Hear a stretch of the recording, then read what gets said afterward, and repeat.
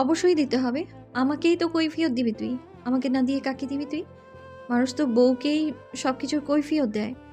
অন্যকে তো আর দিতে যায় না। রুদ্র তাচ্ছিল্য হাসে। মায়াকে কঠিন গলায় বলল, তুই ঠিক কি দিয়ে তৈরি মায়া? আল্লাহ কি তোকে এক অনুপরিমাণ লজ্জা শরম দিয়ে পাঠায়নি? লজ্জা কারণে এসব বলছিস যে? আমি তোকে বউ বলে মানি না। যেখানে বিয়েটা মানতে পারেনি সেখানে তোকে কৈফিয়ত দেওয়ার প্রশ্নই আসে না। আমার ব্যাপারে কোনোভাবে পা হাত ঢোকানো ট্রাই করবি না। রুদ্র পা বাড়াবে এমন সময় মায়া পেছন থেকে বলে উঠল, আমি সেই প্রশ্নটাই করি যেটার উত্তর আমি জানি। আমি জানি তুই আজকে আরশির সাথে দেখা করতে গিয়েছিলি। অনেক টাইম একসাথে স্পেন্ড করেছিস সেটাও জানি আমি। কষ্ট পেলাম, অনেক বেশি কষ্ট পেলাম তোর এইসব কাহিনীতে। তাই বাঁ হাত ঢোকাতে হচ্ছে আমায়। রুদ্র থেমে গেল। মনে মনে অবাক হলো ভীষণ। মায়া কি করে জানলো ও আজকে আরশির সাথে দেখা করতে গেছে? পেছনে গোয়েন্দা লাগিয়ে রেখেছে নাকি মেয়েটা? রুদ্র মনে মনে সাহস সঞ্চার করলো। মায়ের সামনে কোনো মতে হেরে গেলে চলবে না। সবসময় মেয়েটার মন মার্জি মতো চলবে নাকি সব কিছু? রুদ্র পেছনে ফিরল। মায়া এক দৃষ্টে চেয়ে আছে তার দিকে। রুদ্র এগিয়ে গেল ওর দিকে, চোখে চোখ রেখে বলল, হ্যাঁ, গেছি তো দেখা করতে। কি বলতো, মনটা অনেক বিক্ষিপ্ত ছিল। কোনো কিছু ভালো লাগছিল না, তাই মনটা ভালো করতে গেছিলাম। মেয়েটার কাছে জাদু আছে, গেলেই মন ভালো হয়েছে। ওই যে রবীন্দ্রনাথের গানের একটা লাইন আছে না, তুমি সুখ যদি নাহি পাও, যাও সুখের সন্ধানে যাও। আমি তোমারে পেয়েছি হৃদয় মাঝে, আরো কিছু নাহি চাই গো, আমারও পরানো যাহা চায়। মায়া নিজের পরনের জামা খামচে ধরল। কথা দিয়ে মারা হয়তো একেই বলে। রুদ্র প্রতিনিয়ত মারছে তাকে এইভাবে। এই তিক্ত বুলি যে মায়ার সহ্য সীমার বাইরে। ভালোবাসার মানুষটার মুখে অন্য নারীর প্রশংসা যে মায়ের কাছে মৃত্যু সমান। কি এমন জাদু করলো তোকে আমাকেও বল। আমিও ওই জাদুটা করার ট্রাই করি, যার কারণে ওর কাছে মন ভালো করতে গেছিস সেই কারণটা আমায় বল। কই আমার সাথে থাকলে তো তোর মন ভালো থাকে না, সবসময় একটা না একটা কারণ নিয়ে ঝগড়া লাগাস।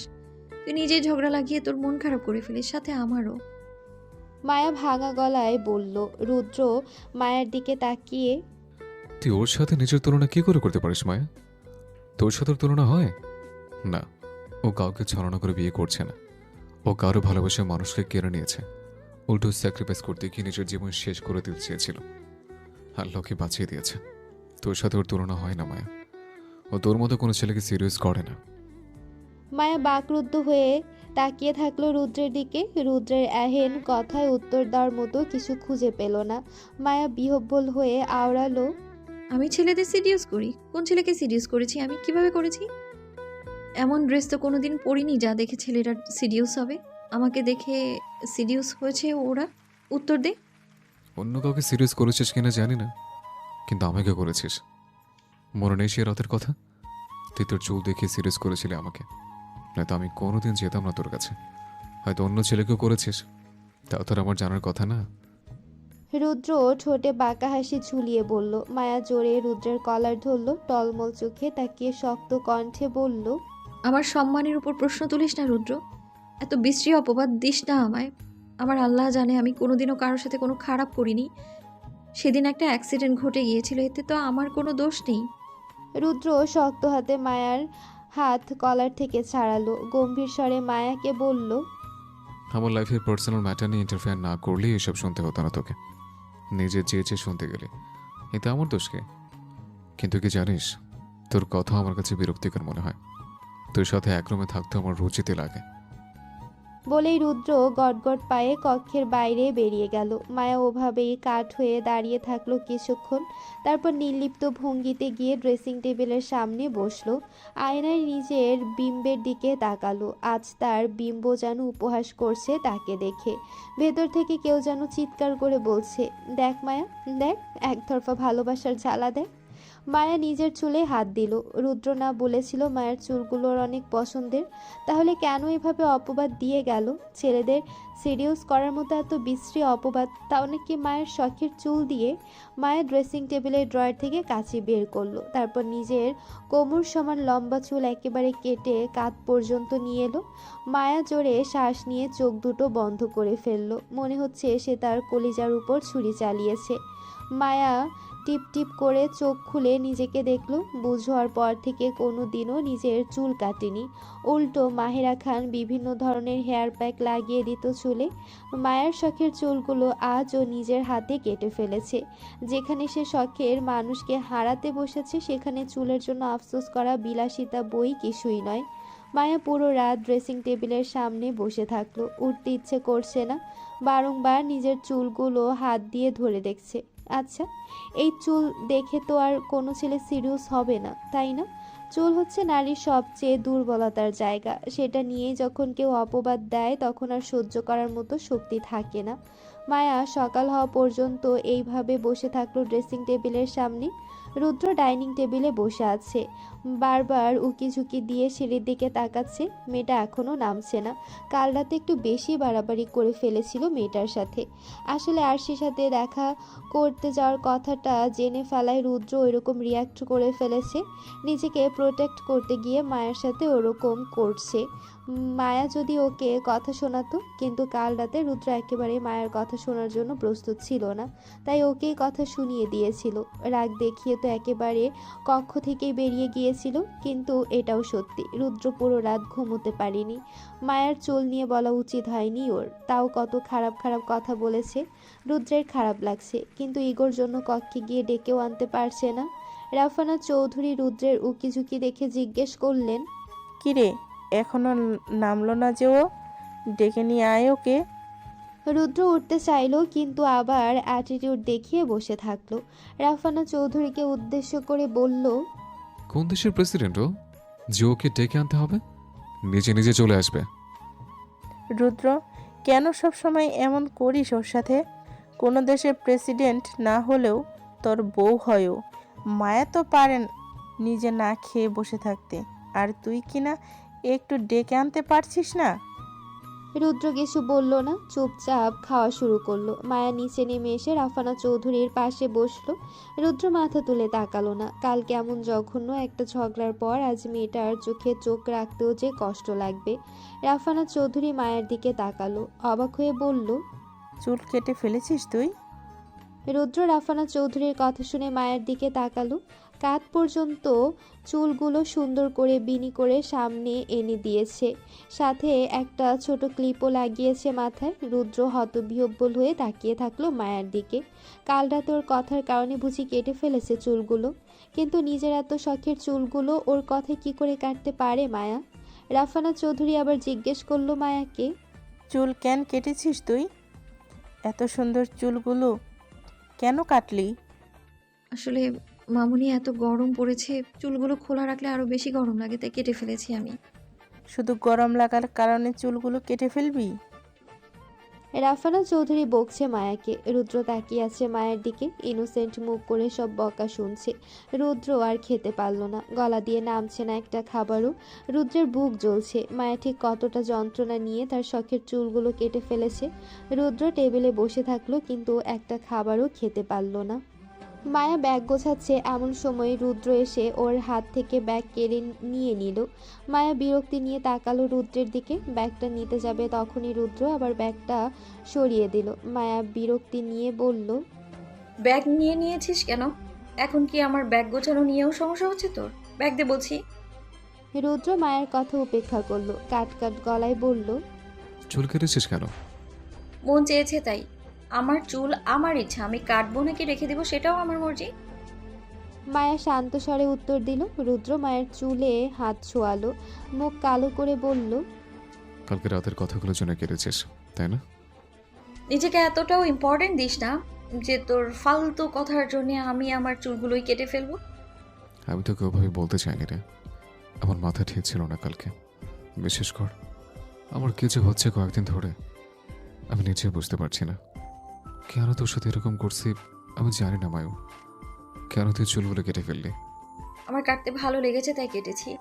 তোর কোনো দোষ তো আমি দিইনি, তবুও এত এক্সকিউজ কেন দিচ্ছিস?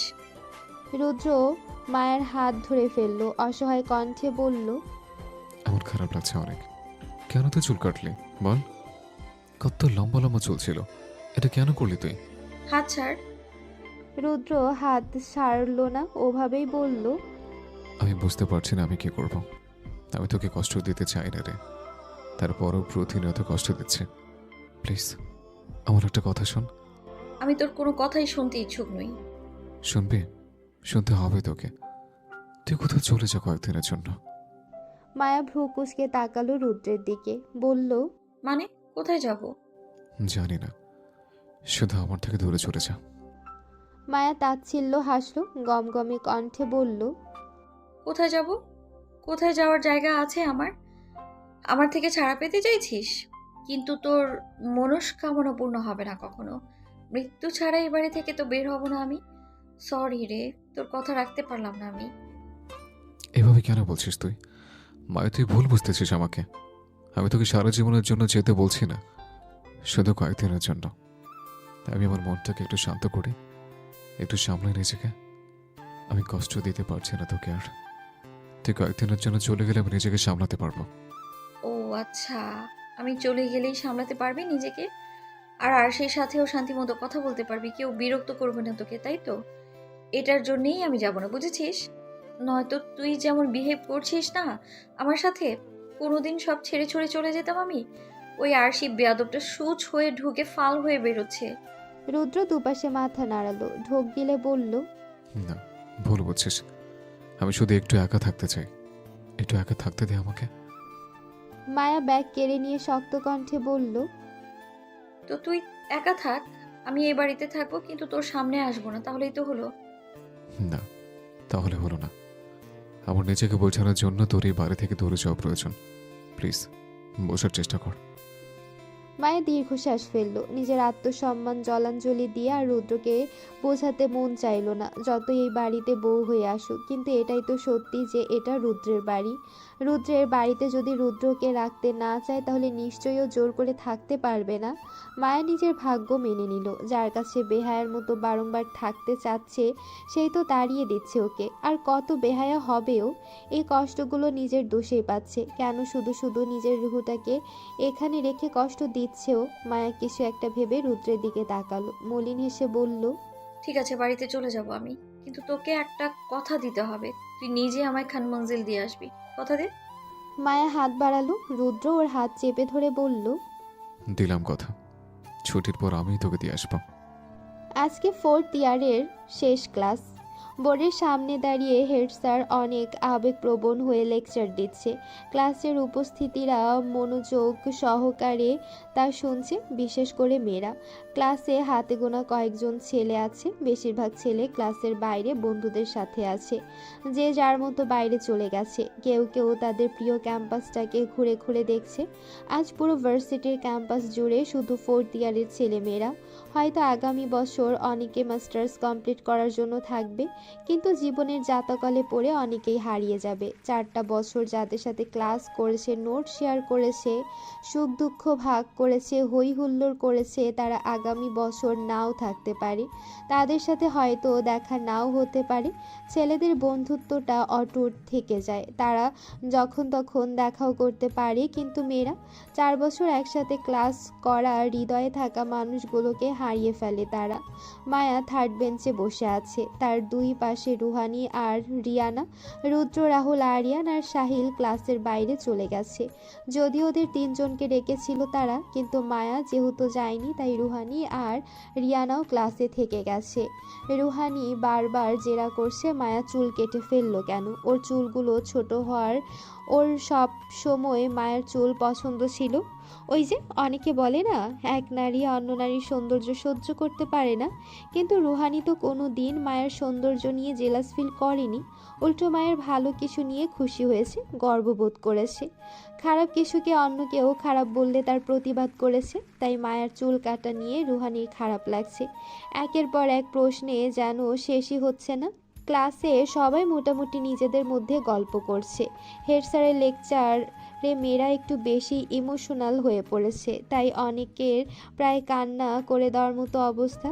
ছেলেরা 4-5 জন ক্যাম্পাসের মাঠে একটা জায়গায় বটগাছের নিচে বসে আছে। সামনে কয়েকজন ছেলে মিলে ফুটবল খেলছে, সেটাই দেখছে তারা। আজকে আর ফুটবল খেলতে গেল না 4 জনে। এইসব তো প্রায় খেলা হয়, কিন্তু আজকে কেন জানি প্রিয় মাঠে বসে গল্প করতে মন চাচ্ছে। আরিয়ান, রুদ্র আর রাহুল মিলে সাহিলকে খ্যাপাচ্ছে রিয়ানার নাম ধরে। তাদের 3 জনের ধারণা সাহিলের মনে রিয়ানার জন্য কিছু একটা তো আছে, সেটা নিয়ে পিঞ্চ মারছে 3 জন মিলে। সাহিল মুখ কালো করে বসে আছে, বারবার তাদের মানা করছে এসব যেন না বলে। অন্যরকম কিচ্ছু নেই ওর মনে। রিয়ানা শুনতে পেলে ওর খবর আছে, কিন্তু 3 জন ওর কথা শুনলে তো।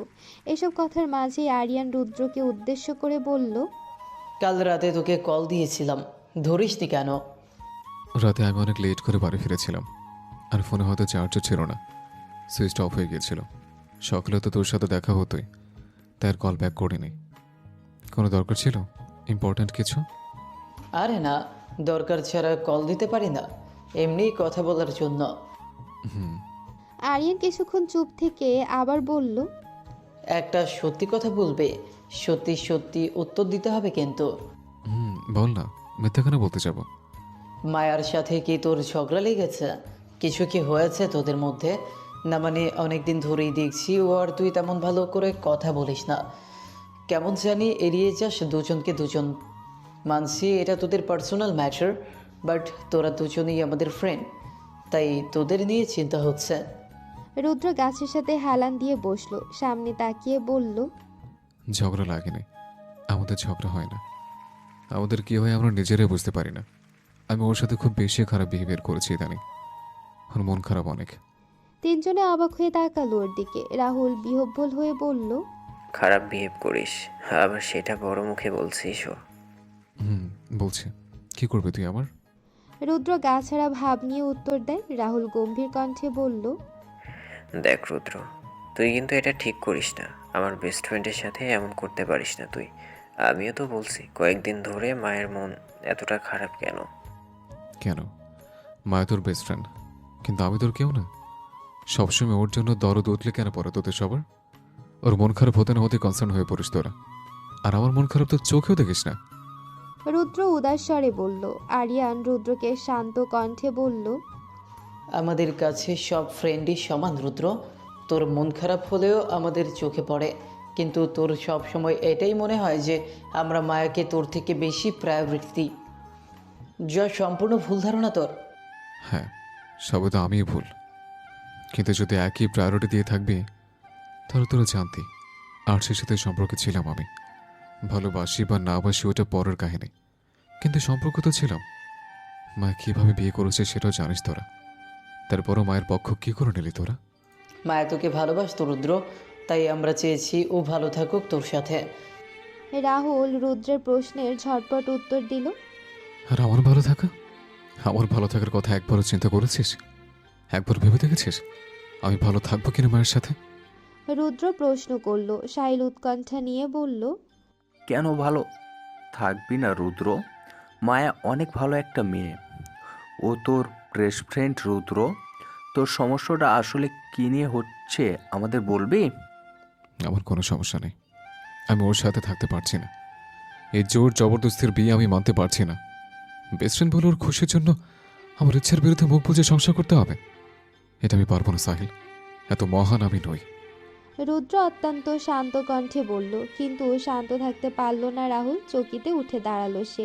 রাগী স্বরে বলল, বিয়ে এতদিন পর করেছিস, বিয়ে মানতে পারিস না? মগের মুলুক পেয়েছিস নাকি তুই? কি এতদিন তো কোনো সমস্যা হয়নি, আর সে সুইসাইড অ্যাটেম্প করার পরপরই কেন তুই বিয়ে মানতে পারিস না?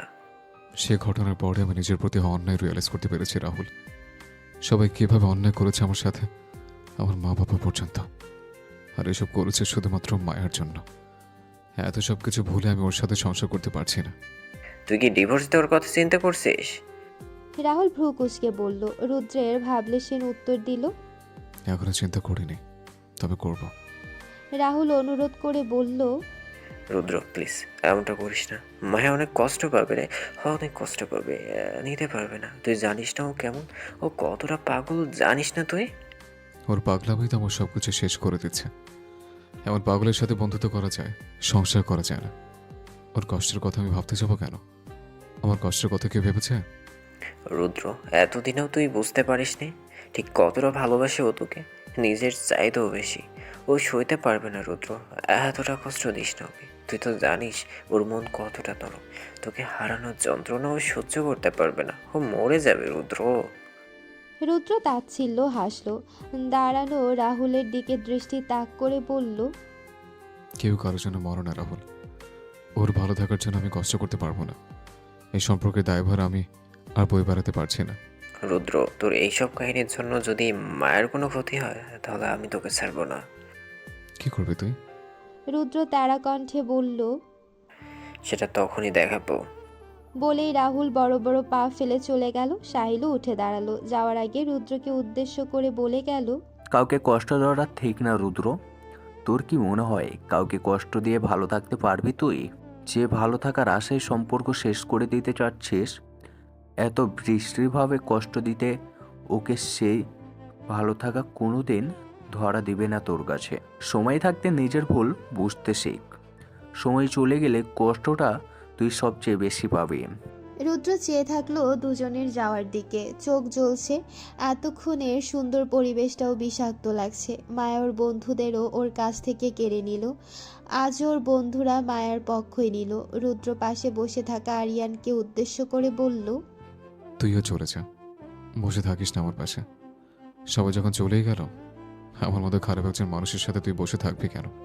আরিয়ান আরেকটু এগিয়ে এলো। হাত রাখলো রুদ্রের কাঁধে। বলল, আমি মানছি তোর সাথে যা হয়েছে তা অন্যায়, কিন্তু তুই ওকে ছোটবেলা থেকে দেখছিস না দোস্ত। তোর তো আরশির সাথে তেমন সিরিয়াস রিলেশন ছিল না। তুই একবার ভেবে দেখ, তুই মায়ের সাথে যা করছিস তা কি ঠিক?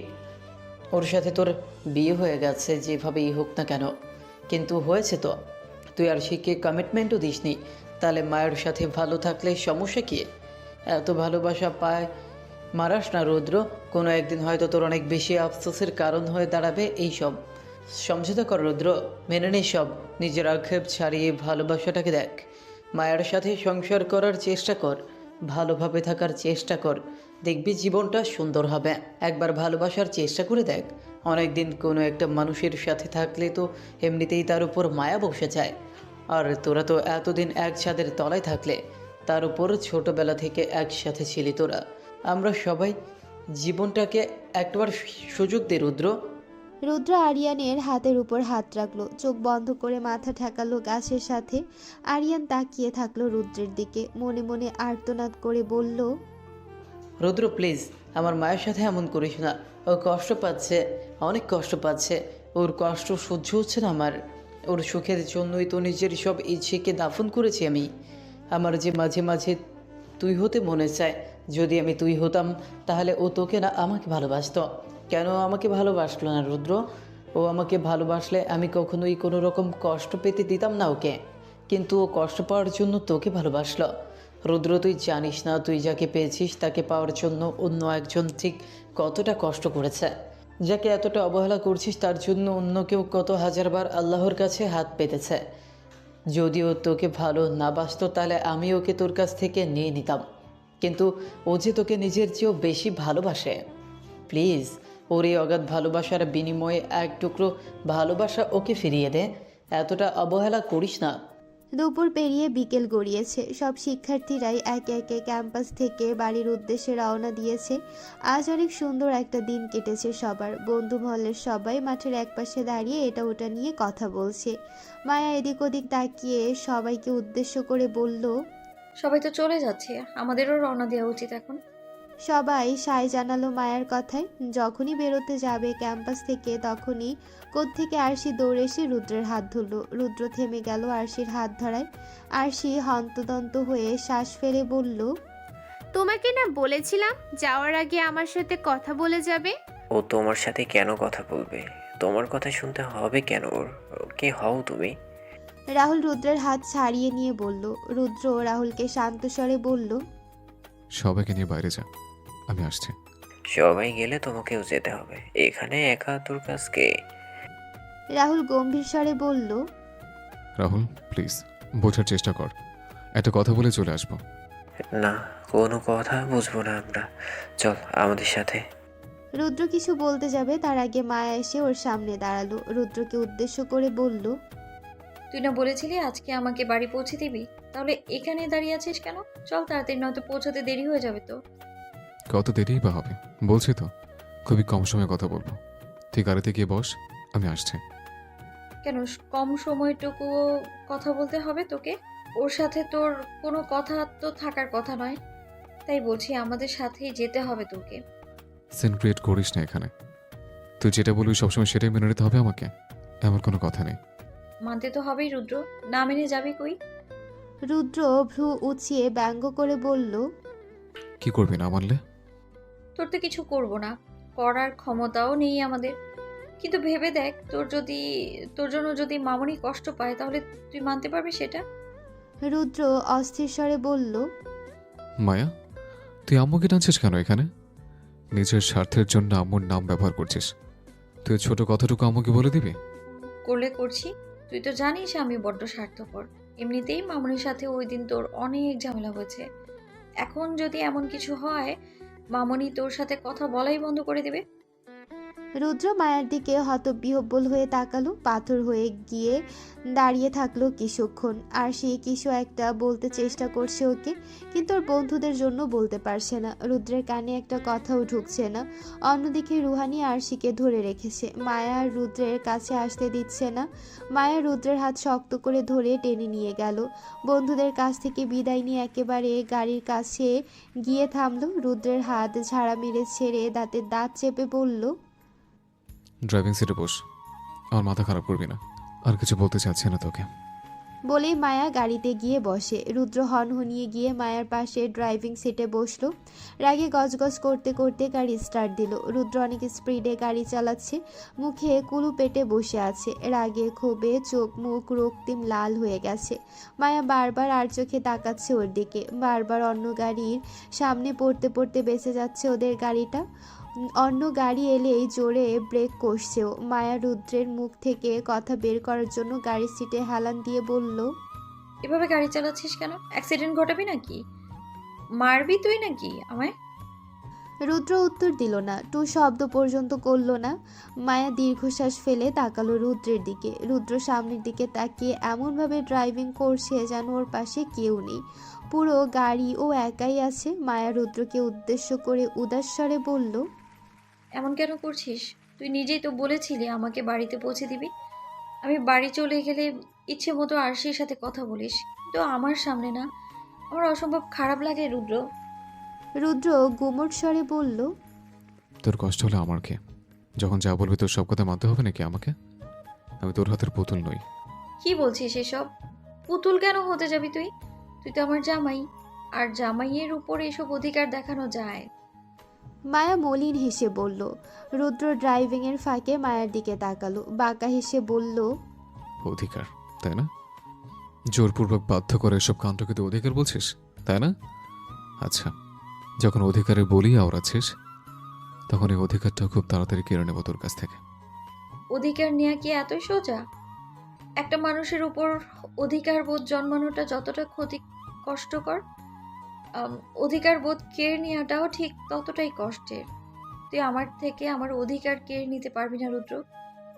যেখানে আমাকে ছেড়ে দিতে হবে সেখানে অধিকার বোধ থাকবে কোত্থেকে? এত সহজে ছাড়া পাবি না, এত সহজে ছাড়বো না আমি তোকে।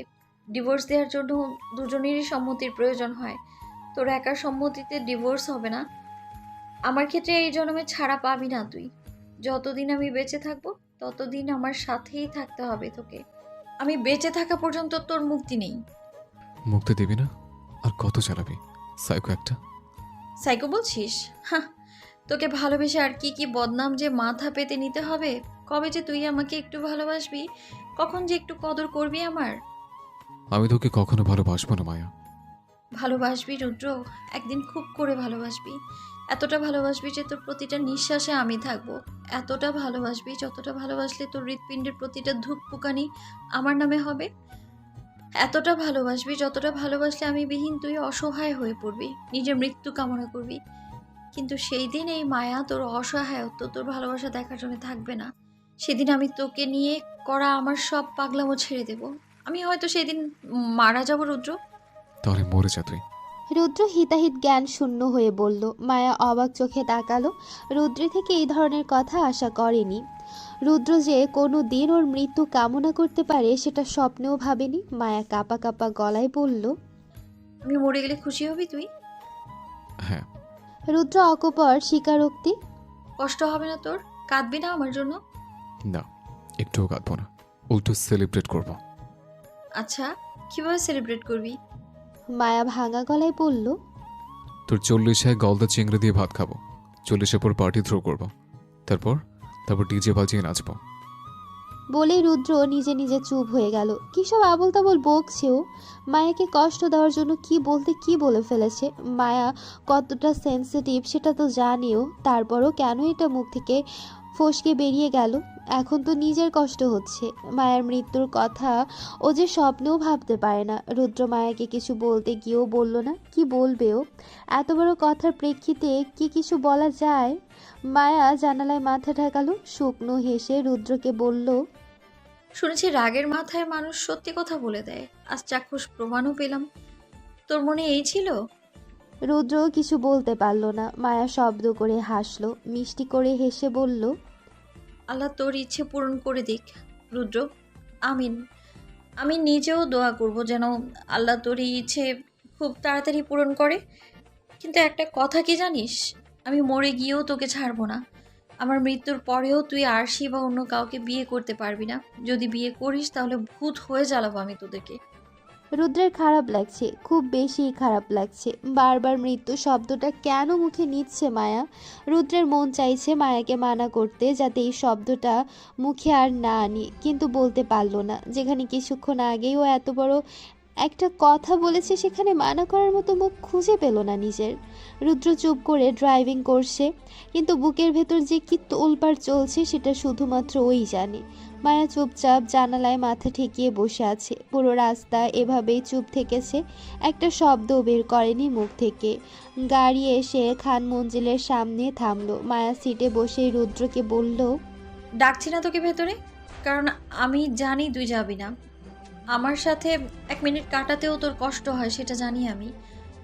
আমি আল্লাহর কাছে খুব করে দোয়া করব যেন তোর উপর থেকে আমার নামক বোঝাটা খুব তাড়াতাড়ি সরিয়ে নেয় সে। আমার জানাজা পড়ার মতো কষ্টটুকুও যেন আল্লাহ তোকে না দেয়।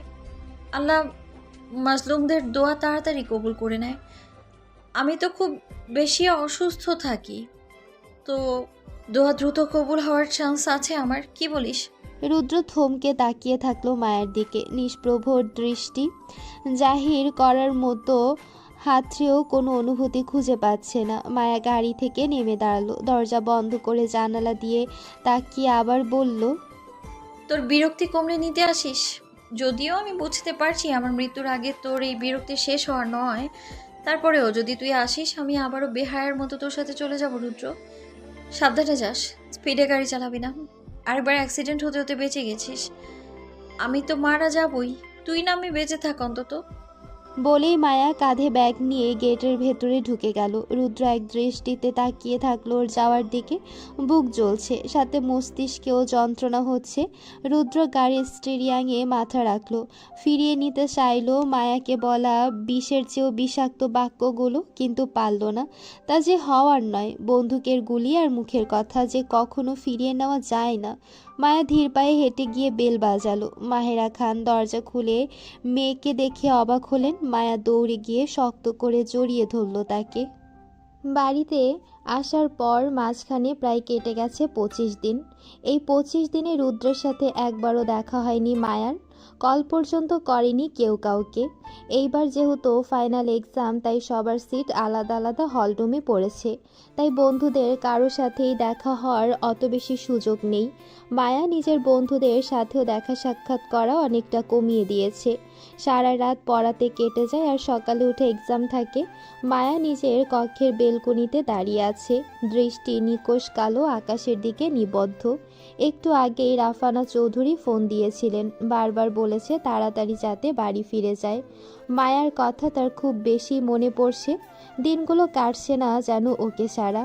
মায়া যেদিন বাড়িতে চলে এসেছিল সেদিনও মন খারাপ করে বলেছিল ওকে ছাড়া বাড়িটা নিশ্চুপ নিস্তব্ধ। ওনার দিন কাটে না, খারাপ লাগে অনেক। মায়ার নিজেরও খালি থেকে থেকে মনে পড়ছে রাফানা চৌধুরীর কথা। ওর আরেকটা মা, যে জন্ম না দিয়েও নিজের ছেলের মতো ভালোবেসেছে ওকে, শাশুড়ি হয়েও যে প্রতিটা পদে পদে যত্ন করেছে। মায়া দীর্ঘশ্বাস ফেলল। মনটা বিষিয়ে আছে খুব খারাপভাবে। পুরোটা দিন হাবিজাবি কাজে কেটে গেলেও রাতটা যেন কাটতেই চায় না। কিছু প্রিয় আর তিতকুটে স্মৃতি রাতে ঘুমোতে দেয় না ওকে। মাঝে মাঝে জীবন নিয়ে বড্ড আফসোস হয়, জীবনটা এমন না হলেও পারত। নিজের সাজানো স্বপ্নগুলো বাস্তবায়িত হলে কি খুব বেশি ক্ষতি হয়ে যেত?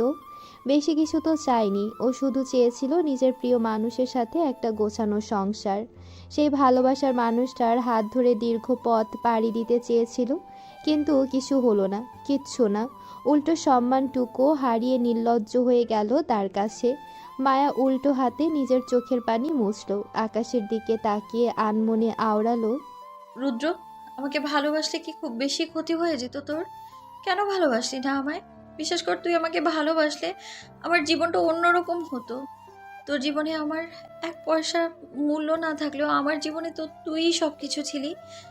রুদ্র, আমার প্রিয় বন্ধু, চলার পথে সাথী, সহচর, ছোটবেলার খেলার সঙ্গী। আমি যে আমার হৃদয়, আমার ভালোবাসা তোর নামে উৎসর্গ করেছি, যা কখনোই আমার পক্ষে ফিরিয়ে নেওয়া সম্ভব নয়। তুই যাই কর, আমি তোকে ঘৃণা করতে পারি না রুদ্র। তোকে ভালোবাসি আমি। আমার জীবন শেষ হয়ে যাবে তো তারপরেও আমার তোর প্রতি কখনো ঘৃণা না আসুক। মায়া কক্ষে ফিরে এলো, বিছানার সামনে হাত পা ছিটিয়ে বসলো। কালকে এক্সাম আছে, তাই আর আজকে রাতে ঘুম হবে না। রাতের ঘুমও মায়ার সাথে বেইমানি করছে। এই 25টা দিনে ও প্রতি রাতে ঘুমের ওষুধ খেয়ে ঘুমিয়েছে, নয়তো হাজার চেষ্টা করেও ঘুম আসে না। হয় পুরো রাত জেগে থেকে পড়েছে, নয়তো ঘুম আনার জন্য মেডিসিন নিয়েছে। শুধুমাত্র এক্সামের আগের রাতেই মেডিসিন স্কিপ করে, কারণ মেডিসিন নিলে সকালে তাড়াতাড়ি ঘুম ভাঙা সম্ভব হয়ে ওঠে না। বসে থেকেই মায়ার হঠাৎ মনে পড়ল রুদ্রকে সবসময় নিশাচর বলে ডাকতো, কারণ ও পুরো রাত জেগে থাকতো আর পুরো দিন ঘুমোতো। এটা নিয়ে অনেক বকাও খেয়েছে রুদ্রের কাছে। মায়া হেসে দিল। আজ পুরনো কথাগুলো বড্ড বেশি মনে পড়ছে। রুদ্র সবসময় আগলে রাখতো ওকে, একটু বেশি কেয়ার করতো। সবসময় মায়ার সব ভালো লাগা খারাপ লাগার খেয়াল রাখতো। আচ্ছা, তখন তো ওদের মধ্যে বন্ধুত্ব ছাড়া কিছু ছিল না। তখনও রুদ্রকে মায়া বিয়ে করেনি, ভালোবাসার কথা জানায়নি। তারপরও তাদের মধ্যে সুন্দর একটা সম্পর্ক ছিল, আন্ডারস্ট্যান্ডিং ছিল। রুদ্র একদিনও ওকে মেসেজ না দিয়ে থাকতে পারতো না। তাহলে আজ কি হলো? কেন রুদ্র এতটা পাল্টে গেল? কেন এত বছরের বন্ধুত্বের উপর ওই একটা ভুলকেই বড় করে দেখলো? কেন কেন? মায়া জোরে শ্বাস ফেলল। এসব ভাবলেই বুকের মধ্যে ব্যথা শুরু হয়, আফসোসে ভরে যায় প্রতিটি শ্বাস প্রশ্বাস। মায়া বিছানার উপর থেকে ডায়েরি নিল, টেবিল থেকে কলম নিয়ে মেঝেতে বসলো। ডায়েরিটা বিছানার উপর একের পর এক কলমের আঁচড়ে লিখল রুদ্রকে নিয়ে হাজার হাজার কথা, অভিমান, অভিযোগ। বাড়িতে আসার পর থেকেই এই ডায়েরি লেখার অভ্যাস তৈরি হয়েছে। মায়ের মন খারাপ থাকলেই এখন ডায়েরি লেখে, নিজের অব্যক্ত কথাগুলো ডায়েরিকে বলে স্বাচ্ছন্দ্য বোধ করে। লেখা শেষে মায়া ডায়েরি বন্ধ করে বিছানার একপাশে রাখলো। ফোন নিয়ে দেখলো এখনও মধ্যরাত, আজান দিতে এখনও দেড় ঘন্টার মতো দেরি আছে। কিন্তু এই সময়টুকু মায়া কি করবে খুঁজে পেল না। ও বাড়িতে থাকতে যতক্ষণ ওর ঘুম আসতো না ততক্ষণ রুদ্রকেও ঘুমোতে দিত না। ঘুম না আসা পর্যন্ত বিরক্ত করত, এক প্রকার জ্বালিয়ে মারত ওকে। তারপর ওর বুকে মাথা রেখে ঘুমোতো। এটাও একটা অভ্যাস হয়ে গেছে যেন। ওই হার্টবিটের আওয়াজ না শুনলে ঘুমই আসে না। মায়া উঠে দাঁড়ালো, অজু করে পরিপূর্ণ পাক হয়ে আসলো। জায়নামাজ বিছিয়ে তাহাজ্জুদের নামাজের জন্য দাঁড়ালো। নামাজ শেষে আল্লাহর কাছে দোয়া করলো যাতে আল্লাহ ওর মা বাবা মামুনি বাবাইকে ভালো রাখে, ও না থাকলেও যাতে ওর মা বাবা ভালো থাকতে পারে। নিজের প্রত্যেক প্রিয় মানুষের জন্য, ওর বন্ধুদের জন্য নাম ধরে ধরে দোয়া করলো। সব শেষে রুদ্রের জন্য দোয়া করলো যাতে আল্লাহ ওর সব মনের ইচ্ছে পূরণ করে দেয়, ওর সব মন খারাপের জিনিস যেন ওর থেকে সরিয়ে দেয়। ও যেহেতু মায়ের সাথে থাকতে চাচ্ছে না, তাহলে আল্লাহ যেন ওর মনস্কামনা পূর্ণ করে দেয়। যার সাথে সুখে থাকতে চায় তাকে যেন ওর জীবনে ফিরিয়ে দেয়। যদি ভালোবেসে ভালো রাখতেই না পারে তাহলে কিসের ভালোবাসলো? অনেক তো করলো চেষ্টা, অনেক তো নিজের আত্মসম্মান বিসর্জন দিল ওর কাছে একটু থাকার জন্য, কিন্তু রুদ্র তো ওর সাথে ভালো নেই। যার সাথে ভালো থাকবে তার কাছে না হয় ছেড়ে দিবে, কিন্তু মেনে নিতে কি পারবে? সে শক্তি তো মায়ার নেই। মায়া হিচকি তুলে কাঁদছে, সহ্য হচ্ছে না যেই যন্ত্রণা। রুদ্রকে অন্য কারো সাথে দেখার আগে ওর মৃত্যু হোক, ও পারবে না এই ব্যথা সইতে। এক্সাম হলে বসে আছে মায়া। হলের বিশৃঙ্খলা অবস্থা, সবাই মনের সুখে গল্প করছে। মায়া খুঁজে পায় না এত সুখ এরা পায় কোত্থেকে। যেখানে অসুখে অসুখে ওর মনটা ভরে যাচ্ছে, সেখানে এদের সুখের যেন শেষ নেই। সবার মুখে খই ফুটছে। মায়া বিরক্তিতে মুখ থেকে বর্গীয় শব্দ বের করলো। আসলে আমাদের জীবনে আমাদের মা বাবার পরে আমাদের সবচেয়ে কাছের থাকে আমাদের বন্ধুরা, যাদের সাথে থাকতে আমাদের মনটা ভালো হতে বাধ্য। সব মন খারাপই এরা জাদু করে উড়িয়ে দিতে পারে। ওরা একজন জাদুকর। মায়া পদে পদে বুঝতে পারছে ওর বন্ধুদের শূন্যতা। ওর সাথে ওর একটা বন্ধুরও সিট পড়েনি এই হলে। কতদিন ধরে ওদের সাথে সামনাসামনি দেখা হয়নি। মূলত নিজেই পালিয়ে পালিয়ে বেরিয়েছে। ওরা থাকলে হাজারটা প্রশ্ন করে, তবে অনেক কিছুই কানে আসে মাঝে মধ্যে। রাহুল নাকি কথা বলছে না রুদ্রের সাথে, ওর ব্যাপারটা নিয়ে ঝগড়া লেগেছে দুজনের মধ্যে। মায়ার খারাপ লাগে, শুধু শুধু ওর জন্য দুজনের মধ্যে কথা হয় না। আবার সাহিল আর রিয়ানার মধ্যেও কিছু একটা হয়েছে। কি যে হচ্ছে এসব মায়ার বুঝে আসে না। কখন যে সব সমস্যার সমাধান হবে, কবে ওদের সবার বন্ধুত্ব আগের মতো হবে। ওরই সব ভাবনার মাঝেই ইনভিজিলেটর কক্ষে ঢুকলো। ন্যানো সেকেন্ডের মধ্যেই সবাই চুপ হয়ে গেল। শিক্ষার্থীরা সবাই শান্ত হয়ে বসলো। একে একে সবাইকে পেপার দেওয়া হলো। এই এক্সামে বেশি কড়া গার্ড পড়ছে। গার্ড ফেরানো পর্যন্ত দায় হয়ে যাচ্ছে। লেখার মাঝখানে মায়ার চিন্তা হয়, ওই বদগুলো টুকলি করতে পারছে কিনা কে জানে। টুকলি করা ছাড়া তো একটা এক্সামও দেয়নি ছেলেগুলো। লিখতে লিখতে মায়ার আঙ্গুল ব্যথা হয়ে গেছে। দু হাতের তালুতে কলমের কালির অসংখ্য দাগ পড়েছে। ত্রস্ত হাতে পেপার জমা দিয়ে দ্রুত পায়ে বের হলো মায়া। তাড়াতাড়ি বের হতে হবে এখান থেকে, নয়তো বন্ধুদের কারো না কারো সামনে পড়বে। মায়া বারান্দায় দাঁড়ালো, তখনই আকাশ ছাপিয়ে বৃষ্টি নামলো। মায়া বিরক্তিতে কপাল চাপড়ালো। এখনই বৃষ্টি নামতে হলো। মায়া নিচ তলায় নামলো। ক্যাম্পাসের সব বিল্ডিংয়ের রেলিংয়ের কাছে শিক্ষার্থীরা এসে দাঁড়িয়েছে। মনের আনন্দে হাত দিয়ে বৃষ্টি ছুঁয়ে দিচ্ছে সবাই। মায়া এদিক ওদিক তাকালো। অনেকেই ছাতা মাথায় দিয়ে বাড়ি ফিরে যাচ্ছে। এই প্রথমবার ছাতা না আনার জন্য আফসোস হলো মায়ার। মা কতবার করে বলেছিল সঙ্গে ছাতা আনতে। সবার আনন্দ একেবারে চোখে পড়ার মতো। কেউই এই বৃষ্টিতে বিরক্ত না। মায়া পাংশুটে মুখে দাঁড়িয়েছিল। একটা জায়গায় মায়ার চোখ আটকে গেল ওর। দুজন মানবী পাশের হলের রেলিংয়ে দাঁড়িয়ে আছে। মেয়েটা হয়তো ছাতা আনিনি, তাই ছেলেটা তার আনা ছাতাটা মেয়েটিকে দিয়ে দিল। পরক্ষণে মেয়েটা হয়তো কিছু একটা অনুরোধ করে বলল।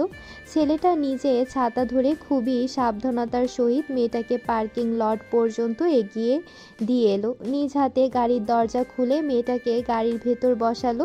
গাড়ির জানালায় দাঁড়িয়ে ড্রাইভারকে কিছু একটা বলল, হয়তো গাড়ি সাবধানে চালাতে বলছে। এই বৃষ্টির দিনে ভালোবাসাময় এই দৃশ্যটা হয়তো অনেকের কাছে সুন্দর মনে হবে, কিন্তু মায়ার কাছে একটু ভালো লাগলো না, উল্টো অসুন্দর তিক্ত লাগলো। বুকের মধ্যে যেন এক পাহাড় সমান ওজনের ভার। মায়ার হাঁসফাঁস লাগছে, দাঁড়িয়ে থাকতে পারল না ওখানে আর। বৃষ্টি মাথায় নিয়ে এক দৌড়ে নিজের গাড়ি পর্যন্ত এসে থামলো। ড্রাইভার কিছু একটা বলছে, কিন্তু মায়ার সেসব মাথায় ঢুকছে না। মনুস্পটে কিছুক্ষণ আগের সেই দৃশ্য, মায়ার কাক ভেজা অবস্থা, গাড়ির ভেতর এসি থাকায় কনকনে ঠান্ডা অনুভব হওয়ার কথা, কিন্তু মায়ার কোনো অনুভূতিই হচ্ছে না। রুদ্র তাহলে ভালোই আছে আরশির সাথে। ও না থাকলেও রুদ্রের কোনো দিন কিচ্ছু যায় আসবে না। ও বাড়ি থেকে চলে আসায় রুদ্রের সুবিধাই হয়েছে বরং। মায়া কাউকে না দেখলো মনে মনে ভাবছিল রুদ্রের হয়তো একটু হলেও মনে পড়ছে ওকে। যেখানে ওর পুরোটা দিন রাত কাটে রুদ্রের কথা ভেবে, সেখানে রুদ্রের মনে একটু হলেও উকি দেয়ও। কিন্তু না, মায়া ভুল ভেবেছে। মায়াকে ছাড়া ও আরও বেশি ভালোবাসে। আরশির সাথে সুন্দর সময় কাটানোর মাঝে রুদ্রের মায়ের কথা মনে করার কোনো সুযোগই নেই। বিছানার উপর বসে একটু পর পর হাঁচি দিচ্ছে মায়া আর টিস্যু দিয়ে নাক মুছছে। একটু আগেই মাহেরা খান বকে গেছে ওকে, ছাতা নেয়নি ঠিক আছে, কিন্তু ভিজে আসতে গেল কেন? ও কি জানে না বৃষ্টির পানি সহ্য হয় না ওর? সেই যে দুপুরে ভার্সিটি থেকে এসে ঘুম দিয়েছে, উঠেছে একেবারে মাগরিবের পর, আর সেই থেকে শুরু হয়েছে ওর হাঁচি দেওয়া। মাহিরা খান ট্রেতে করে খাবার নিয়ে কক্ষের ভেতরে ঢুকলেন। মেয়েকে বকতে বকতে খাবার আর মেডিসিন খাইয়ে দিলেন। একজন সার্ভেন্ট এসে ট্রেটা নিয়ে গেল। মাহিরা খান মেয়ের চুলে হাত বোলালেন। চুল জট বেঁধে গেছে, একেবারে মাথার তালু থেকে জট বাঁধা। মাহিরা খান মায়াকে প্রশ্ন করলেন, চুল কখন আঁচড়িয়েছ? মনে আছে তোমার? কিভাবে জট বেঁধেছে দেখেছো? মায়া ঠোঁট উল্টে বসলো। মাহেরা খান তেল আর চিরুনি নিয়ে যত্ন করে মায়ার চুল বাঁধতে বসলো। চুলে হাত দিয়ে প্রশ্ন করলো, কেন যে চুলগুলো কাটতে গেলে তোমার মাথায় মাঝে মাঝে কি যে উদয় হয় আমি বুঝতে পারি না। এত সুন্দর চুলগুলো কেটে ফেললে, তোমার চুলের জন্য এত খাটাখাটনি করে লাভ কি হলো আমার? সেই তো কেটে ছেটে ছোট করে ফেললে। মায়া চুপচাপ বসে থাকলো। এখন উত্তর দিতে গেলে ক্যাচাল বাজবে। মায়ের মিথ্যে ধরে ফেলা মাহেরা খানের বাঁ হাতের কাজ, তাই আর কিছু বলল না। মাহেরা খান মাথার চুলে ঝুঁটি করে দিলেন। চুল বাঁধা শেষে মায়াকে উদ্দেশ্য করে বলেন, দেখেছো এখন কত ভালো লাগছে? চুলগুলো বেঁধে রাখতে সমস্যা কোথায় সেটাই বুঝি না। মায়া নিজের মায়ের কোলে মাথা রাখলো। মাহেরা খান মায়ের মাথায় হাত রেখে বলল, কি হয়েছে তোমার? সারাক্ষণ মন খারাপ করে বসে থাকো কেন? রুম থেকেও বের হও না? মায়া নিষ্প্রভ কণ্ঠে বলল, কই মন খারাপ করে থাকি, আসলে এক্সামের একটু টেনশন তো, এর চেয়ে বেশি কিছুই না। আর তুমি তো জানো আম্মু, আমি এক্সামের সময় রুম থেকে তেমন একটা বের হই না। আমাকে শেখাচ্ছ তুমি? এক্সাম মনে হয় এর আগে তুমি দাওনি? কই কোনোদিন তো এক ফোঁটাও চিন্তা করতে দেখলাম না তোমাকে। খুব চিলমুড়ে এক্সাম দাও সব সময়। সত্যি করে বলো কি হয়েছে? মাহেরা খান গম্ভীর কণ্ঠে প্রশ্ন করলেন। মায়া জোরপূর্বক হেসে বলল, আরে কি হবে, সত্যি করে বলছি কিছু হয়নি।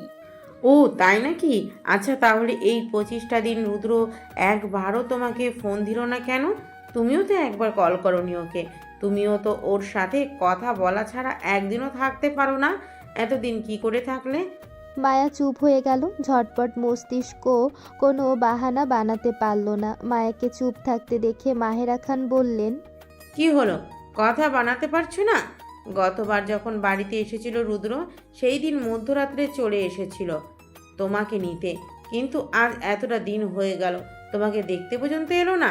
আমি তো বলেছি আম্মু, আমার এখানে পড়তে বেশি সুবিধা হয়। অন্য এক্সামগুলো ওই বাড়ি থেকে দিলেও এটা ফাইনাল এক্সাম। এই এক্সামের উপর আমার পুরোটা লাইফ ডিপেন্ড করছে, তাই হেলায় ফেলায় এই এক্সাম দেওয়া যাবে না। আর রুদ্র নিজেরও পড়া আছে, এক্সামের পাশাপাশি ওকে অফিস পর্যন্ত সামলাতে হচ্ছে, তাই হয়তো সময় পাচ্ছে না আমার সাথে দেখা করতে আসার জন্য। মাহেরা খান মায়ার এত যুক্তি আমলে নিলেন না। মায়ার মুখ দেখেই তিনি অনুভব করতে পারেন কিছু একটা হয়েছে রুদ্রের সাথে। যদিও এতদিন চুপ থেকেছেন, ঝামেলা হলে সব কিছু ঠিক করে নিবে দুজন মিলে এই ভেবে। কিন্তু কিছুই তো ঠিক হচ্ছে না, কিছু বলছেও না মায়া, উল্টো লুকাচ্ছে তার থেকে। সারাদিন মন খারাপ করে বসে থাকেও। ওনার চঞ্চল মেয়েটা কেমন শান্ত শিষ্ট হয়ে গেছে। আগে পুরো বাড়ি দাপিয়ে বেড়াতো মেয়েটা, আর এখন আছে নাকি নেই সেটাও অনুভব করা যায় না। সারাক্ষণ দৌড় দিয়ে কক্ষের মধ্যে বসে থাকে। মাহেরা খান নরম কণ্ঠে মায়াকে বললেন, রুদ্রের সাথে কি কিছু হয়েছে? মাকে বলো, আমাকে না বললে কাকে বলবা? বিয়েটা কি এখনো মেনে নিতে পারোনি ও? মায়া আর একটু শক্ত করে জড়িয়ে ধরল নিজের মাকে, কিন্তু মুখ ফুটে একটা উত্তরও দিল না। রুদ্রের নাম মুখে নিলেই বুকের মধ্যে এক পাহাড় সমান যন্ত্রণা ভর করে, কষ্ট হয় খুব বিশ্রীভাবে চুপে বুকের ভেতর। মাহেরা খান অধৈর্য হয়ে আবার প্রশ্ন করলেন, বলো মায়া, চুপ থাকো না। রুদ্র কি এখনো মেনে নিতে পারেনি তোমাকে? ও কি তোমার সাথে থাকতে চায় না? মায়া, জোর করে আর যাই হোক না কেন, সংসার হয় না? ছেলেটার সাথে আমরা সবাই মিলে অন্যায় করেছি। বড়রা সবাই মিলে নিজেদের সিদ্ধান্ত ওর উপর চাপিয়ে দিয়েছি। নিজেরাই ভেবে নিয়েছি হয়তো একদিন সব কিছু মেনে নিতে পারবেও। বিয়ের প্রায় 1 বছর পেরিয়ে যাচ্ছে মায়া। এখনো যদি ও বিয়েটা মানতে না পারে, তাহলে কোনো দিন মানতে পারবে না। বুঝতে পারছো তুমি আমার কথা? বলো আমাকে সব। মায়া উত্তর দিল না। চোখ দিয়ে কান্নারা উপচে আসছে ওর। মায়ের কোলে মুখ লুকিয়ে বসে আছে। মুখ তুলে একটা কথাও যে উত্তর দেওয়ার শক্তি পাচ্ছে না। কি উত্তর দেবে? ওর জেদের কাছেই তো হার মেনে সবাই মিলে বিয়ে দিয়েছে ওদের। সব দোষই তো ওর। না এখানে ওর মা বাবার দোষ আছে, না ওর মামুনি আর বাবায়ের। সবাই তোর সুখের কথাটাই চিন্তা করেছে। আসলে রুদ্রের কথা তো কেউ ভাবেইনি। তাহলে রুদ্র কেন ওর কথা ভাবতে যাবে? কেন ওকে নিজের মনের বিরুদ্ধে ভালোবাসতে যাবে? না, রুদ্র ঠিকই করছে সব। এসব ওর প্রাপ্য, ওর কর্মের ফল, যা ও হাড়ে হাড়ে টের পাচ্ছে। রুদ্রের ভালোবাসাকে তার কাছ থেকে আলাদা করে কি করে ও নিজের ভালোবাসা পাওয়ার আশা করে? এইসব ওর প্রাপ্য শাস্তি। সৃষ্টিকর্তা সবার শাস্তি এই দুনিয়ার মাটিতেই দিয়ে দেন। আজকের পুরোটা দিন ভালোই কেটেছে মায়ার। সকাল সকাল ঘুম থেকে উঠে নিজের সবচেয়ে প্রিয় মুখগুলোর দেখা পেয়েছেও। রাহুল, রুহানি, আরিয়ান, সাহিল, রিয়ানা মিলে ঘুম থেকে টেনে তুলেছে ওকে। ঘুমের রেশ কাটতে না কাটতেই রুহানির হাতের উদুম কেলানি খেয়েছে মায়া। সকালের নাস্তার আগে রুহানির মার খেয়ে দিন শুরু হয়েছে ওর। সবার অনেক বকাও খেয়েছে। সবার একটাই অভিযোগ, সমস্যা না হয় রুদ্রের সাথে হয়েছে, কিন্তু ওদের সাথে কথা বলা বন্ধ করলো কেন? রুহানি আর রিয়ানা তো পুরোটার সময় এক প্রকার জড়িয়ে ধরেই বসেছিল। মায়া শুধু মুচকি হেসেছে। এত ভালোবাসা কই রাখবেও? এত ভালোবাসার মানুষ ওর, যারা নিঃস্বার্থভাবে ভালোবাসে ওকে, যারা কোনো ফায়দা ছাড়াই ওর কথা এতটা ভাবে। এই অসম্ভব ভালোবাসাগুলো রাখার জায়গা তো নাই ওর কাছে। বিভিন্ন কথা অকথার মাঝে মায়া জানতে পেরেছে রিয়ানা আর সাহিলের ঝগড়ার কারণ। সাহিল সবার অগোচরে রিয়ানাকে নিজের ভালোবাসার কথা জানিয়েছে, কিন্তু রিয়ানা সাফ রিজেক্ট করেছে ওকে। সাহিল মানানোর চেষ্টা করলে রিয়ানা অনেক কথা শুনিয়েছে ওকে, খোঁটা দিয়েছে। বন্ধু হয়ে বন্ধুকে অন্য নজরে দেখে কি করে?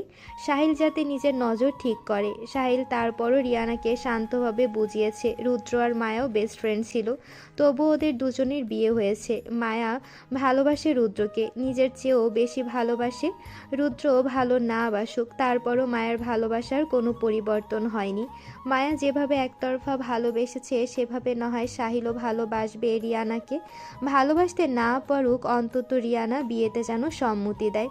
কিন্তু রিয়ানা কাট উত্তর দিয়েছে মায়া যেসব কষ্ট সয়েছে তা রিয়ানা সইতে পারবে না। ছেলেদের চেনা হয়ে গেছে ওর। রুদ্র মায়ের বেস্ট ফ্রেন্ড ছিল, কিন্তু তারপরও মায়ের সাথে কতটা খারাপ বিহেভ করেছে। এমনকি দুজনের বিয়ে হয়ে যাওয়ার পরও মায়ের সামনে আরশির সাথে ঢলাঢলি করেছে, মায়াকে কষ্ট দিয়েছে, ওদের সামনে অপমান করেছে। এসব ওর নিজের চোখে দেখা, নিজের চোখের সামনেই তো ঘটেছে সব। নিজের প্রিয় বান্ধবীর কষ্টে নিজেও কষ্ট পেয়েছে, তারপরও কোনো সাহায্য করতে পারিনি তাকে। যেখানে রুদ্রকে চোখের সামনে বদলে যেতে দেখেছে, সেখানে সাহিল যে বদলাবে না তার কি গ্যারান্টি? এমন কোনো গ্যারান্টি কি সাহিল দিতে পারবে? রিয়ানা প্রশ্ন করেছে ঠিকই, কিন্তু সাহিলের উত্তর শোনার প্রয়োজন বোধ করেনি। রুদ্র এমন করেছে এর মানে এই না যে সাহিলও এমন করবে। তারপরও রিয়ানা ওকে অপমান করেছে। সাহিল কষ্ট পেয়েছে অনেক। ও রিয়ানাকে অন্য নজরে দেখে না, কিন্তু রিয়ানার সামনে ওর কেমন যেন লাগে, অন্যরকম অনুভূতি হয় বুকের মধ্যে। অনেকগুলো দিন একসাথে কাটানোর পর অবশেষে সাহিল রিয়েলাইজ করেছে যে অনুভূতিও রিয়ানার জন্য আসে, সেটা রুহানি বা মায়াকে দেখে আসে না। তাহলে এটা নিশ্চয়ই শুধু বন্ধুত্বের অনুভূতি হবে না। কিন্তু রিয়ানা তো শুনল না, তুচ্ছ তাচ্ছিল্য করে এড়িয়ে গেল ওকে। সেই থেকে সাহিল আর রিয়ানার মধ্যে ঠান্ডা যুদ্ধ চলছে। রিয়ানা সাহিলের প্রপোজ মানতে পারেনি, আর সাহিল রিয়ানার রিজেক্ট। এ কথা রাহুল আর সিক্রেট এজেন্টের মাধ্যমে জানতে পেরেছে, তাও ঘটনা ঘটার 15 দিন পর। যেহেতু সব বন্ধুদের মাঝে এক্সামের জন্য সাময়িক দূরত্ব তৈরি হয়েছিল, তাই রাহুল এই কথা কাউকে জানাতেও পারেনি। এসব কথা শুনেই মায়া রিয়ানাকে বুঝিয়ে বলেছিল রুদ্র আর সাহিলের সিচুয়েশন আলাদা। রুদ্র ভালোবাসতো আরশিকে, আর মায়াকে হাজার চেষ্টা করেও মানতে পারেনি, আর ফলস্বরূপ খারাপ ব্যবহার করে ফেলেছে ওর সাথে। কিন্তু সাহিল তো কাউকে ভালোবাসে না, আর না রিয়ানা ভালোবাসে কাউকে। তাহলে সাহিলকে বিয়ে করতে সমস্যা কি? রিয়ানার ডেস্টিনেশন কেন মায়ার মতো হতে যাবে? রিয়ানা তো আর মায়ার মতো খারাপ না। না, রিয়ানা কারো ভালোবাসা কেড়ে নিয়েছে মায়ার মতো। উত্তরে রিয়ানা বলেছে, দেখ মায়া, নিজেকে খারাপ বললে কেউ খারাপ হয়ে যায় না। তুই ভুল করেছিস মানছি, কিন্তু তার মাসুল এইভাবে দিতে হবে কেন তোকে? একটু ভালো থাকার অধিকার তো তোরও ছিল। তো পারছিস কি ভালো থাকতে? যে কাটায় তোর পা কেটে রক্তাক্ত হচ্ছে, সে কাটায় জেনে বুঝে আমি আবার পা দিতে যাব কেন? আমি দরকার হলে একটা গাঞ্জাখোরকে বিয়ে করব, তারপরেও নিজের কোনো বন্ধুকে না। মায়া অনেকবার বুঝিয়েছে রিয়ানাকে, এমনকি ওর সব বন্ধুরাও অনেক অনুরোধ করেছে রিয়ানা যাতে সাহিলকে বিয়ে করতে রাজি হয়, কিন্তু রিয়ানা কিছু বলেনি। মায়া রিয়ানাকে বলেছে এটা তার প্রথম এবং শেষ আবদার রিয়ানার কাছে। রিয়ানা যাতে একটু ভেবে দেখে, আর কোনো দিন রিয়ানার কাছে কিচ্ছু চাইবে না মায়া। ভালোবাসা না পাওয়ার যে যন্ত্রণা ও ভোগ করছে, সে যন্ত্রণা যাতে ওর কোনো বন্ধুকে সহ্য করতে না হয়। রিয়ানা জানিয়েছে ও ভাববে, কিন্তু এইবার রিয়ানা যেটা বলবে সেটাই ওর শেষ কথা হবে। অবশেষে সকলেই বিকেলের দিকে বাড়ির পথে রওনা দিয়েছে। মায়া রুহানি আর রিয়ানাকে থাকতে বলেছিল, কিন্তু পরের দিন এক্সাম হওয়ায় ওরা চেয়েও থাকতে পারেনি। ঝড়ো বাতাস শুরু হতেই মায়া দৌড়ে ছাদে উঠে গেল। ছাদের রেলিংয়ের কাছে দাঁড়িয়ে দুহাত মেলে স্নিগ্ধ বাতাস অনুভব করলো। এখন বিকেলের শেষ সময় হলেও আকাশ দেখে মনে হচ্ছে সন্ধ্যা পার হতে রাত নামার দেরি। আজ খুব বেশি বৃষ্টিতে ভিজতে মন চাইছে মায়ার। বৃষ্টির পানির সাথে নিজের মনের দুঃখ কষ্টগুলো ঝরিয়ে দিতে মন চাচ্ছে। আজ এই বৃষ্টিময় দিনে দাঁড়িয়ে মায়ার আরেকটি অনুরূপ দিনের কথা মনে পড়ছে। আজ থেকে হয়তো 2 মাস আগে এরকম একটি মেঘলা দিনে ভার্সিটি ছুটির পর আরশি আরও মুখোমুখি দাঁড়িয়েছিল। পাশে একটু দূরে দাঁড়িয়েছিল ওর বন্ধুরা। মায়া নিস্পৃহ কণ্ঠে জিজ্ঞেস করেছিল আরশিকে, কেন ও রুদ্র পিছনে পড়ে আছে? আরশি উদাস কণ্ঠে উত্তর দিয়েছিল, রুদ্রকে ভালোবাসে তাই। মায়া ফের প্রশ্ন করেছিল, ও কি জানে না রুদ্রর সাথে ওর বিয়ে হয়ে গেছে?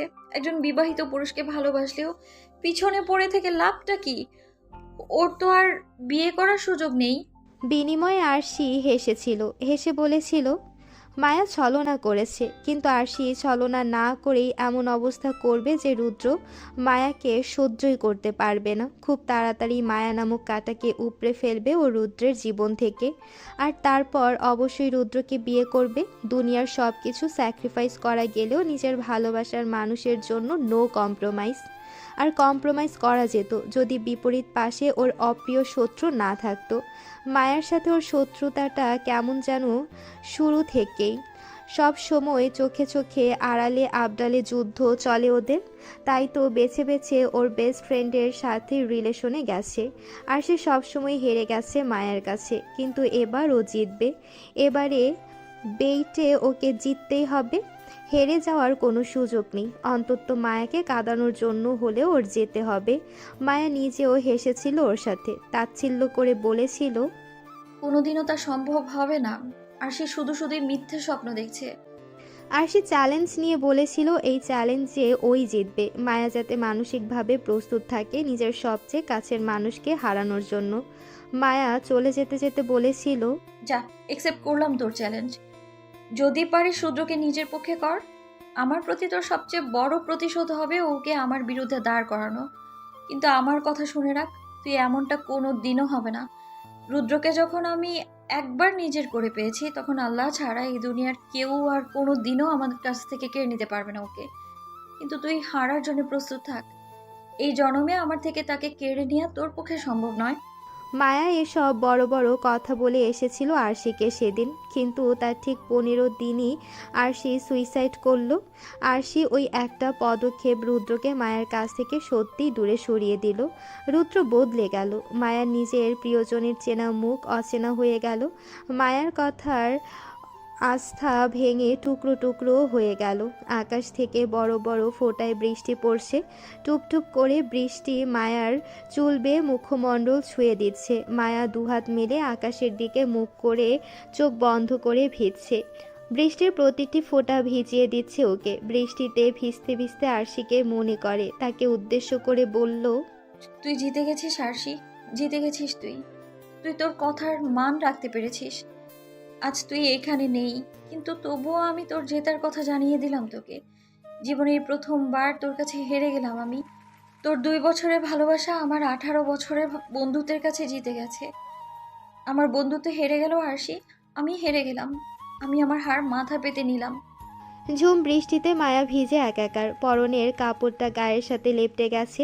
তীব্র বাতাসে গাছপালা নড়ছে। বাতাসের তোপে দাঁড়িয়ে থাকা দায় হয়ে পড়েছে। বিজলি চমকাচ্ছে আকাশে। মেঘ গর্জন করছে, কিন্তু মায়ার ভয় লাগছে না, একটু ভয় লাগছে না। যেখানে অনুভূতি মরে গেছে সেখানে কোনো কিছু অনুভব হবে না, এটাই স্বাভাবিক। রুদ্রর মনটা কিভাবে বিছিয়ে দিয়েছে, এতটাই ঘৃণা করেছে যে মায়া এখন নিজেকেই ভালোবাসতে পারে না। ওর লজ্জা লাগে, অনুশোচনা হয়। বন্ধুত্বটাও কেন এভাবে নড়বড়ে হয়ে গেল? ভালো না হয় নাই বাসলো, অন্তত বন্ধুত্বের দোহাই দিয়ে এই 25 দিনে একবার ওকে দেখতে আসা যেত না? মায়া বসে পড়ল ছাদের মেঝেতে, দুহাতে ভর দিয়ে সামলালো নিজেকে। ও যে শুধু আরশির সাথে চ্যালেঞ্জে হারেনি, হেরে গেছে নিজের জীবনের কাছে, হেরে গেছে ওর ভালোবাসা। মায়া হাত দিয়ে ঠেকিয়ে ছাদের মেঝেতে বসে আছে। বৃষ্টির পানি নাক বেয়ে মেঝেতে পড়ছে, সেই সাথে ওর চোখের পানিও মিশে যাচ্ছে। মায়া জোরে জোরে শ্বাস নিয়ে চিৎকার করে বলল,